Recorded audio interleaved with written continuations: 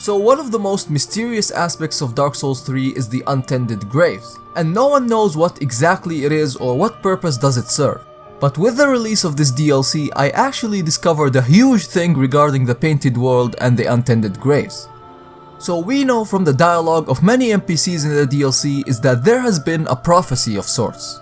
That when the ashes are to a flame alighteth, and that the rot of the Painted World will be burned away. And the first NPC that shows much dedication to this prophecy is Uncle Gale, as when he meets you he says this. You must be an Ashen One. Oh, you don't know how long I've searched. So we can assume that Uncle Gale has been trying to find this flame that will burn Ariandel for a very long time, and I think I know exactly where he has been searching. In the Untended Graves we find the Ashen Estus ring, and the description reads the following. A grey crystalline ring crafted from shards, once a treasure brought before Lothric's queen, she had it enshrined in the cemetery of Untended Graves so that one day an unkindled might profit from its use. And very frankly, we find Corvians around it listening to the stories of the Painted World from the Corvian storyteller, and we know this from the description of the storyteller's staff, which reads, Staff of a heretic storyteller who shares tales of the Painted World to forlorn souls. The storytellers too are wretched beings with no place to go. And if you notice, the Ashen Estus ring is made from crystal, which is very much available inside the Painted World. So could it be that the Ashen Estus ring is actually from the Painted World, and could it be that the one who brought this treasure to the Queen of Lothric is actually Uncle Gale? It is indeed very possible, but you would be asking, why did he give it to the Queen of Lothric?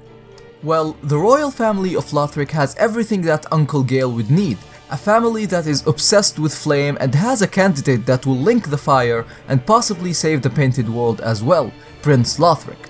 But we know that Lothric abandoned the flame and everything has gone messed up. And if we assume that the Queen of Lothric is indeed Guinevere, then she at least has some knowledge of the Painted World. And as we also have Yorshka in Dark Souls 3, she probably knows very well of what lies inside the Painted World and the threats it could cause, like Pontiff Sullivan for instance, if things got out. So she took this ring and placed it in the Untended Graves on an unkindled grave, so that one day an unkindled might profit from its use and burn the Painted World and save it from the rot that destroyed it.